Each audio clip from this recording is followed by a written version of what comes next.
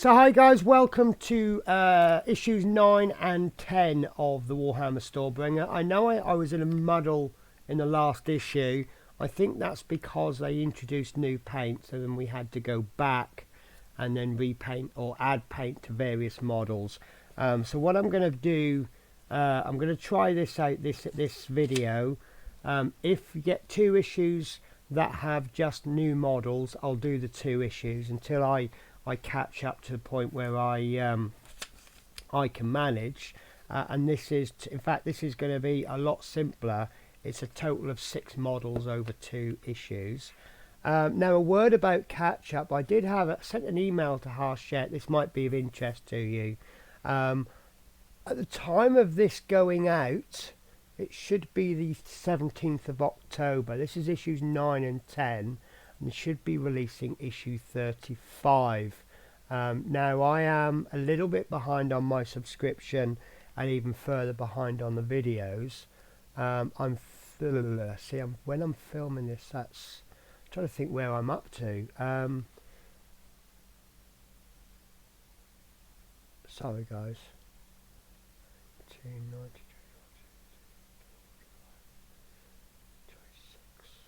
Right, so I should be this week, obviously I'm filming these in advance, but I should be receiving issues 23, 24, 25, 26, but 34 is actually coming out in the shops.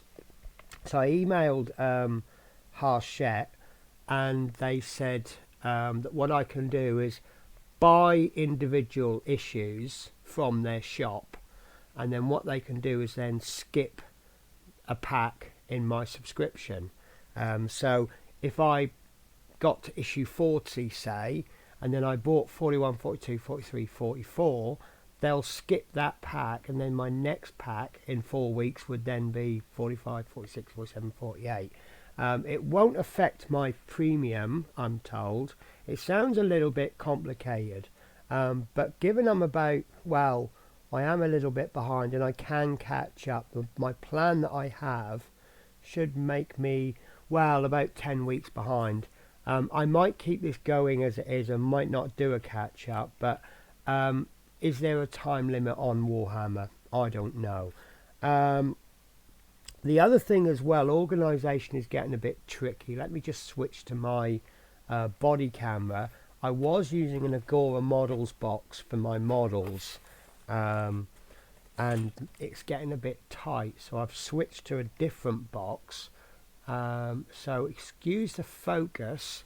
This is my new box. I've got an Agora box for my bits for my tools, and that's my collection so far, which is building up very, very quickly. I am looking at buying a Games Workshop, I forget what they call them, but they're big cases and they've got this foam inside, and I think it would be quite perfect for this. I know there's alternatives out there, but given that I don't know what's coming in future issues unless I do some research on YouTube, these boxes will hold all of their models, so that's fine. But it's £75, I think. I think the retail price is 110, but the cheapest I've seen is about £75, £80. Excuse me. So right, so yeah, let's have a look at the magazine. I've done a little experiment this week just for my painting videos. I want to see how this goes. I've actually changed my overhead camera to a fixed focus, so whereas I have to keep bringing things into focus and waiting for the autofocus, this is now going to have a fixed focus. The drawback is that when I'm low, it's going to be a little bit out of focus, but I've tried to set the focus of what I feel is my natural working height. So hopefully the videos will be in focus as I build. Anyway, too much waffle. Let's get on with the build.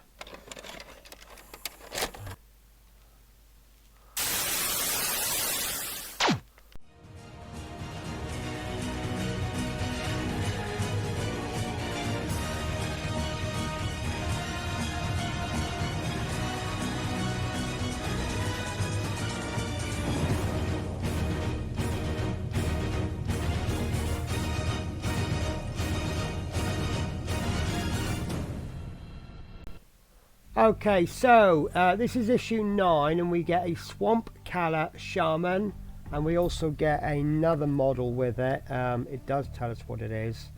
Swamcalla Shaman and a pot grot. This is the sprue. Pretty much, yeah, I like that focus. So yeah, these are push fit connections. Not sure if I like them. I've had some good ones and I've had some poor ones. Definite advantages and disadvantages. These are the bases, and for issue 10 we get, how do you pronounce that, Xandires Truthseekers, and you get 4 models, all totally different. Well, all totally different. You get a little Taros. This faithful Aether wing fights with its sharp beaks and talons. And what I find quite interesting about this is they actually come with their own bases on the sprues. Is that good or is that bad? One thing, I mean, obviously one thing you do is you decorate your base. If you get a pre-decorated base, you don't get any choice in how you do it. But then again, it's going to save a lot of work, and they are nice bases actually. Give them credit where it's due. Right, so what I've also done, I've gone through the magazine briefly, and I've made a little map of the colours. So we've got 4 different models, and I've gone through the colours. I've got to repeat some of the colours because they have to be painted in order, but I think that the 10 minutes I spent on that, 5 minutes, I think that might save me half an hour. So let's have a quick look, as always, at the magazines. So we have usual front cover, inside front cover. Sometimes you get these pullouts. These are quite nice. This is the Realms of Beast Part 4. So I'll just pop that there so it stays safe for now. So we have more history section 2, part 2. We have monsters. We have a section now on 5th part of Cruel Boys. We have the how to build section, which is obviously a section that I'm going to be using. How to paint. And then we have more basics, which is quite interesting. We've got basics part 10 in stage 9. So did we miss something? And then we have playthrough stage part 9. So these are more introducing extra rules, which is what I really like about this actually. You can start off just very basic playing, and then you play, you introduce something else, and so on and so forth. Battle conditions, and I'll just skip the back page because it's not going to be as relevant when we do issue 10. So issue 10 follows the same format. We've got more info, more on the Stormcast Eternals. I quite like that. You can roll reasons for having a battle. So if you roll a 4, no, let's go 6 because I can pronounce that. Luxa Stormrider has a mysterious goal in Gur about which she refuses to give details, but she insists it is of great importance. So it all helps build up the story. So again, how to build, how to paint. As you see, it looks quite a lot to do, but a lot of this is all the same. So yes, they're able to do quite good detail, and that's what this should look like. So we've got more on the basics, and again we've got playthrough. So it enables you to bring something else into it. You know, you're learning little bit by little bit. Battle conditions, and these are the next 2 issues. So I'm going to be doing 2 issues in one. We have a Beast Skewer Kill Bow.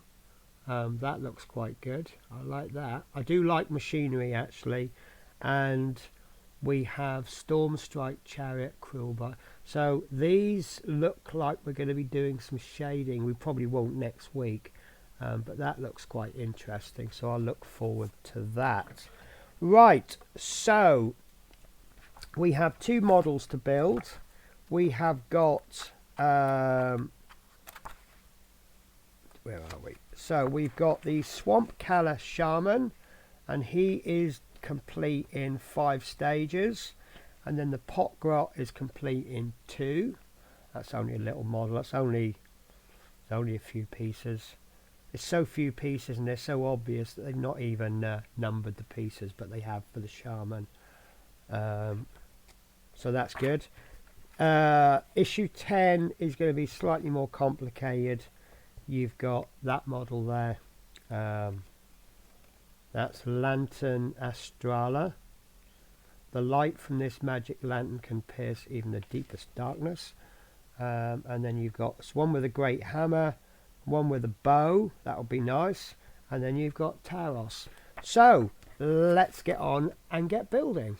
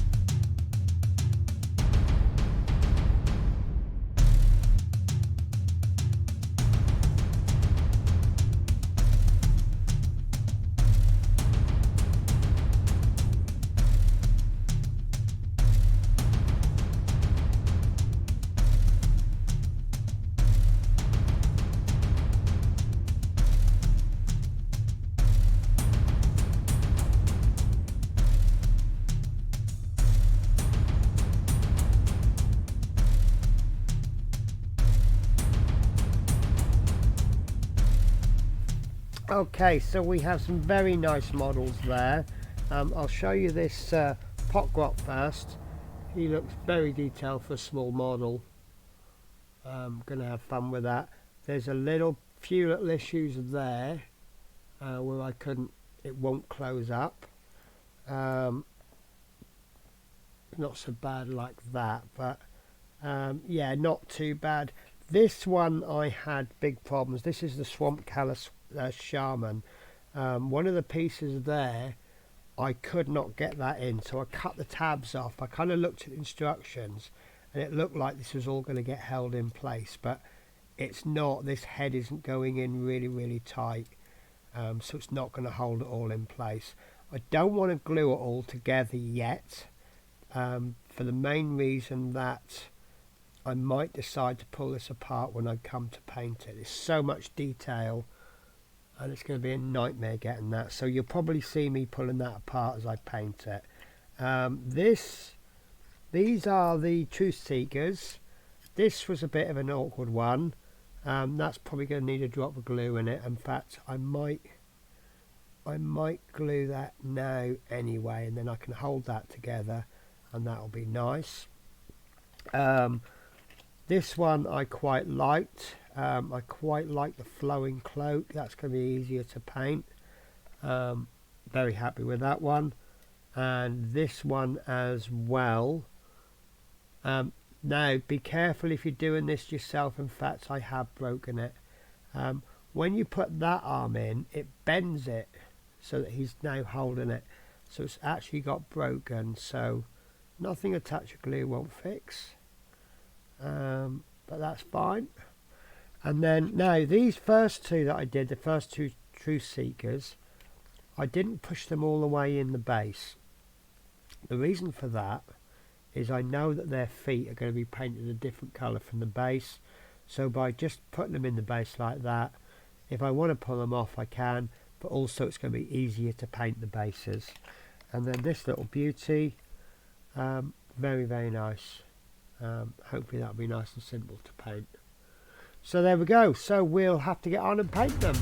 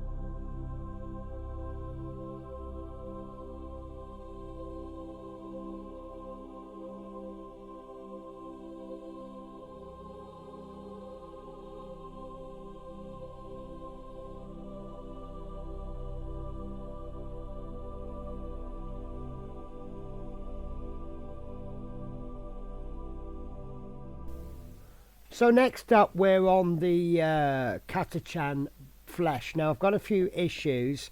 It was just falling apart. I don't know if I mentioned it earlier, so I actually glued him together. The downside of that is that it's a very complicated model and it makes it very difficult to paint. So I have a feeling that I'm going to be doing various stages, and then I'm going to have to go back over a later issue and go back. Maybe I've painted one bit wrong, bit of tidy up, whatever. At this particular stage it doesn't look too bad. I'm looking at the instructions and they look very very complicated because there's so many stages to do one or two little bits. The hobgrot, the potgrot, sorry, to do the brown, I think it's going to be easy to take this back bit off because most of the brown is going on to that, as you can see from there. To get into, okay, don't know if I got it the right way around. No, it's that way round. So when it's assembled like this, you'll see that some of those pieces are hard to reach, but if you just take that off, that's going to make it a lot easier. And then for the Stormcast, very very simple. It's mainly just straps and obviously wooden bits. So let's crack on with that.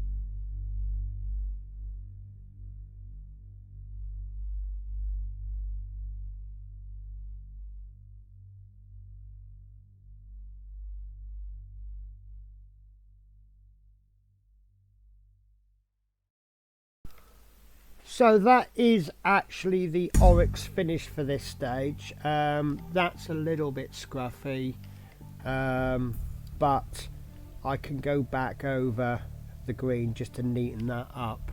You see just down there I've gone a little bit messy, but that brown went on quite nicely. I kind of went for the bases that if in doubt paint it brown, and there was that bit I started to paint, then I realised it was his foot. That's the way it seems to go with me, but that's fine. I can always go back over that, reinforce it. The little pot grot, he came out quite nice. I was quite happy with him, so he's painted quite nicely, but I found myself referring more to the final pictures rather than the step-by-step instructions. Let me show you what I mean. So there's the step-by-step instructions, and it's telling you each little bit, but look, the final pictures probably do a better job. Right, so that is, I tell a lie, it's not them finished, because the next step is lead belcher, so this will be the last. No, it won't even be the last stage for them. So let's get the lead belcher done, and yeah, we'll have some more fun.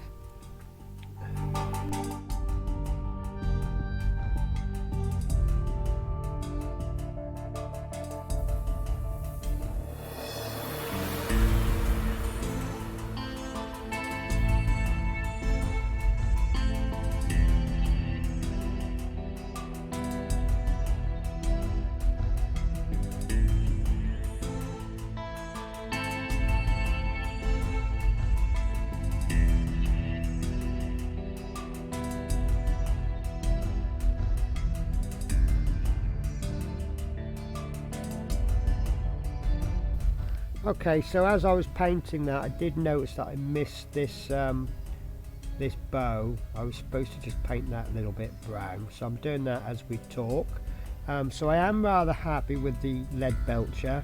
It's made the whole lot just kind of pop. Not too much to do actually.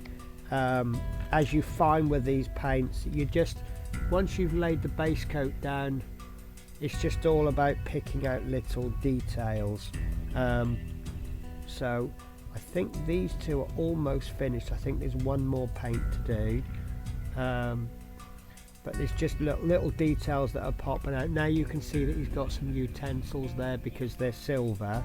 So the next stage to do, which is a stage that I actually have started to enjoy, which is the blue, but because we have to do the bird and we have to do the capes, I'm actually going to be using two different brushes. We're also going to be picking out some blue details. If you look at this, I've got my notes in a right old muddle here. So there we go, that's better. So the last details on the Uruks is just to pick out a few little pouches, and then the blues is same as always, is the capes and the shoulder pads. So I'll crack on with that with the blue, and then all we have to do after that is just pick out some details with some Corax white. So let's go for the blue.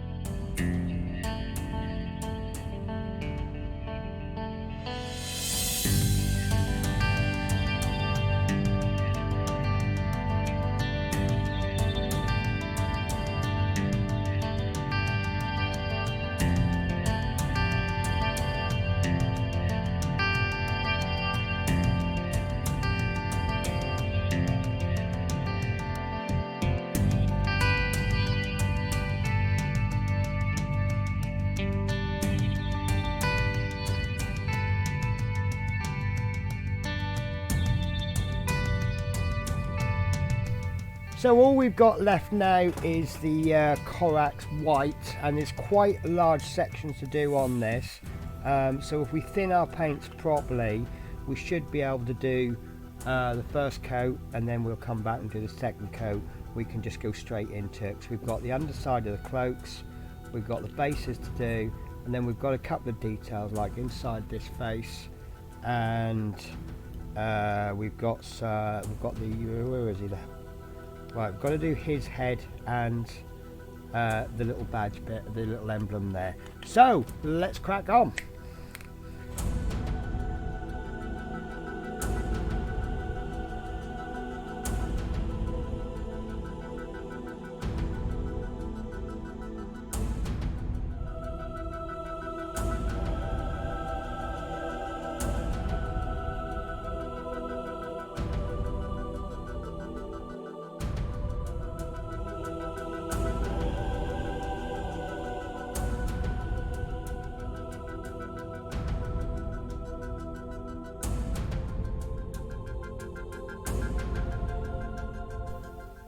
Okay, so here they are, all are back on their bases. Now I do apologise, if you were a little bit eagle-eyed you would have noticed there was a cut in the filming. I don't know what happened, but my camera just stopped filming, so I may do best what I can. But these are the figures. I've made quite a few mistakes which I've decided to leave. So like next time I do blue there, I'll just do some touch up there. That's just how it goes. Base coats are just put on almost perfect, because base coats, it's the start of a piece of work. I'm not getting why these heads are white, sorry, but I'm pretty sure that will become clear one day. But nice little models, I'm rather happy with them, and that is the end of the issue. So just for, if anyone's interested, the actual footage that I've made is approximately 2 hours. I believe this is about half an hour video. So there's 2 issues here. Now I've saved time by doing 2 issues together. I think that if I'd done separate issues, it probably would have been about 1.5 hours to 2 hours each. Now that's 2 hours of actual painting.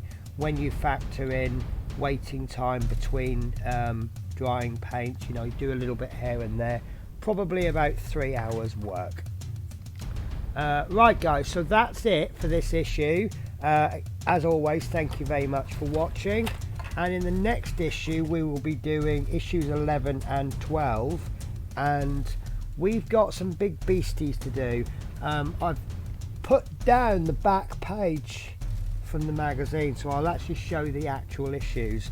So that's what we're doing in issue 11, and that's what we're doing in issue 12. So they're going to be a couple of big issues. So guys, take care, and I'll catch you in another video. Bye bye.